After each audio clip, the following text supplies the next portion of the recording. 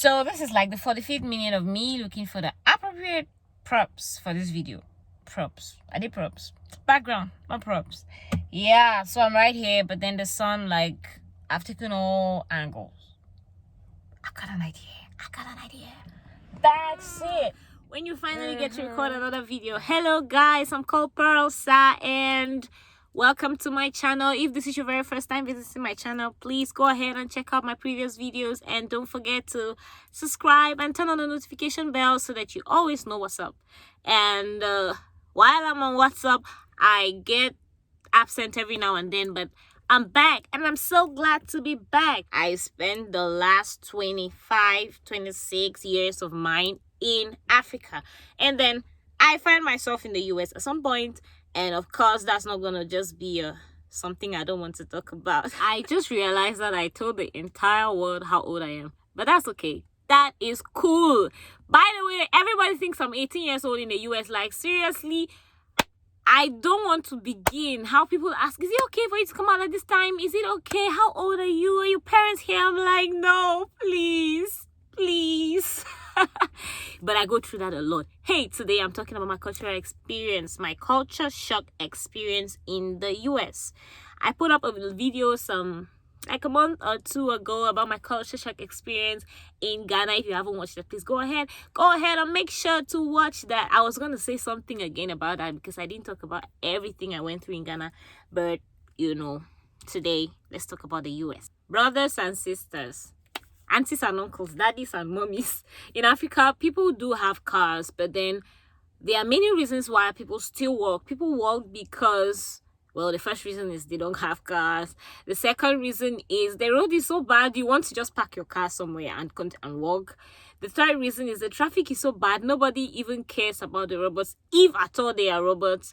And you know, you take a bike, you drop somewhere, you get into the market, you walk, do whatever you want to do. And also, it doesn't make sense that if there is a distance like 100 meters or even less, like something less, 50 meters, you want to just go buy something, then you have to get into the car. Okay, that does not happen. Or it happens like once in a while.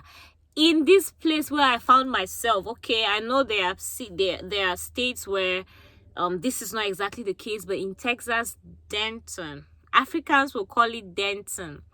Americans say Denton, like something like that. So I'll be saying something in between the two of them. But yeah, Denton. Okay, let me just go Denton, okay? I don't want to say Denton. Okay, so guys, I literally come to a place and I'm like 2 weeks old and I'm like, wait, am I in a ghost town? You don't see anybody walking, and this is not me exaggerating. You don't see a human. I didn't see an entire human, except I found myself in a shop, or somebody came to the house where I was, or I went to somebody's house. Like, everybody's in their car. You cannot even believe the distances people will use their cars for. It is unbelievable for somebody who has spent their entire life in Africa.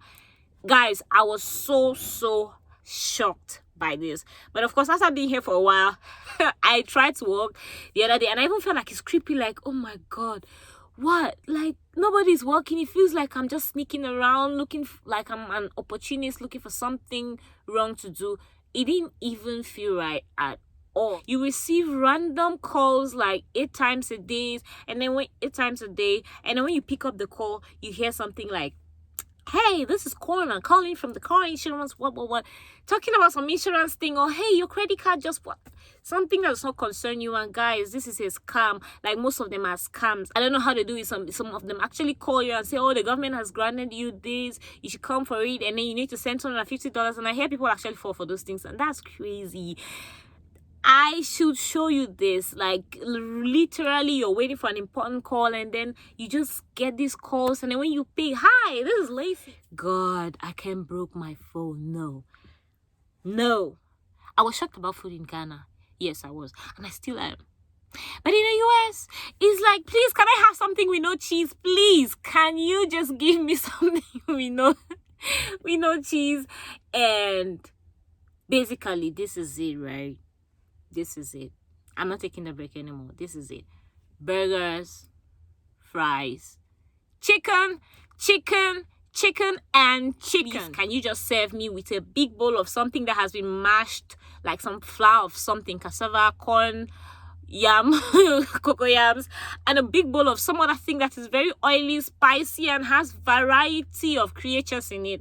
That is a typical kind of African food, and that is not the thing about the US. The US is fast food, and it is amazing how many fast food brands you get now. When we even say fast food, I wish I was talking about a very wide variety of things. I'm basically talking about burgers and fries. The good thing is, there's Asian food, there's Asian cuisine, there's African cuisine, there's Mexican cuisine, so you can eat whatever I want to eat. But I mean, like, America is burgers and chicken. And cheese.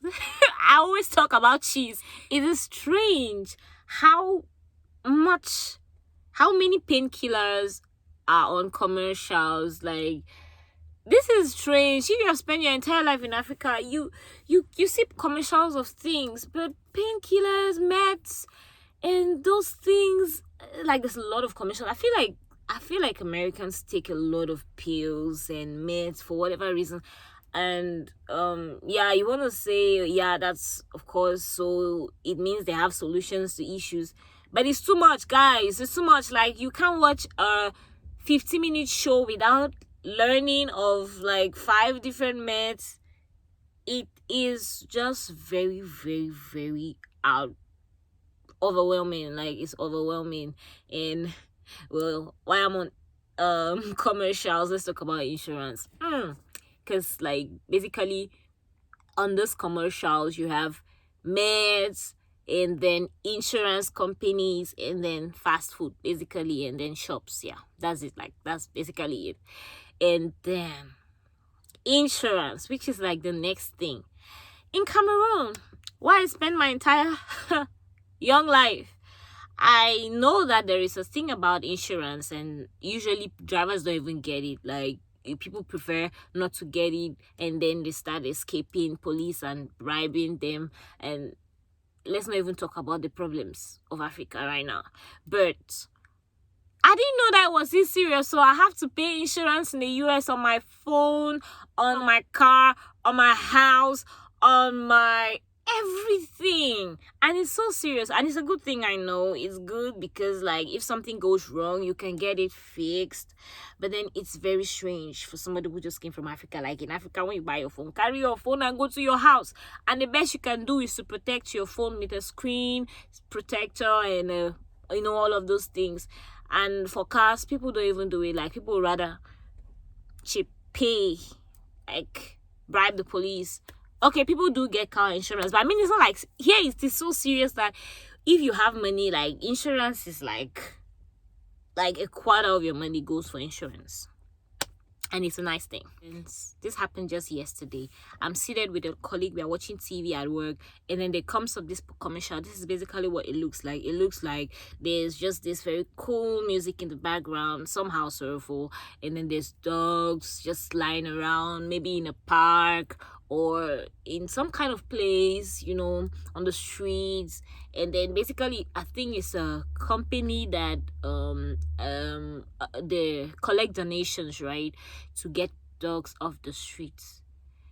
Just talking about it, like, okay, let me come out of my head. Then this lady is like, please, can you change it? Can you turn it off? Pearl, please, can you change it? I'm like, I'm looking for the remote control, but I think it's going to be done soon. She's like, no, this is just sad. I can't take it. And I'm like, I feel like they hit me with a truck. I know people love pets, so I know that one. Africans even try. They try to like pets, even though many a times the dog in Africa is called watch out, which basically means the dog is the guy that watches the house. But this lady was shocked. She was pained by that. And I was even more pained because I was like, guy, this is a dog. Come on, it's a dog. And the dog is just cool. Dogs live on the streets. Like, okay, I'm sorry if you're American and you're watching this. I'm not mean. I don't think dogs should live in the streets. I just mean that where I've lived my entire life, it's a little bit different. People love dogs, but they love they matter no reach like that. That somebody cannot watch a commercial, and it's a good commercial. It's not like it's a commercial of dog meat, which is something that you can probably find somewhere in Cameroon because people do eat dogs, and I don't know how that woman was super. I feel like I should tell her a story. Like, people do eat dogs. Like, I know where they sell dog meat where I've lived. I felt like she would hate me for her entire life, and I just, she's not young, so I just said, oh, I don't want to do something to her blood pressure. But guys, pets in this country is something. Dogs in this country is something. Like, when they are going to advertise something, right? Let me see, an insurance company or a bank or something that they want to portray trust. Guy, it's a dog they use, so it's a dog they use. And then when they want to portray faithfulness, that friend that will always be there is a dog they use. And then commercials, donations, getting dogs off the street is a real big deal. In case you are from the US or you love dogs, please, I'm not your enemy. I don't hate dogs, but I was really shocked by this. I did all my research before coming to this place, so I went to the internet. I read everything. So I knew that the winters were not extreme. I knew that it was very hot and everything. But I was still shocked when I came here. Like, I have to say this. I was still shocked. 2 reasons. The first is because I knew it was hot, but I didn't know that it gets as hot. Like, I didn't know that a place can be as hot as that. I thought Accra was hot. Accra was not hot. I'm very, very sorry for thinking Accra was hot. Now, there is this day, okay, I had I came when it was hot, and it was not even that hot, and I thought it was very hot. As in right now, as I'm sitting here, if I'm thinking about my future, I'm seriously thinking about this summer. Like, whew, at this point, I'm very, very concerned how hot it can get. If I came and it was that hot and then they told me that was like when the heat was saying goodbye, I'm like, oh goodness, please give me some cold. Okay. And then I was going to talk about this day, and this day was like I went to do something. It was very early in the morning, and then that's when, like, the cold, because there is this sharp thing that happens. Like, one day it's hot and then the next day it just became cold. And then I went out very early in the morning, and I sat somewhere. I was shivering. I was hugging myself. I was rubbing myself, all of that. And thinking of all of the days when I said Bamenda in Cameroon was cold.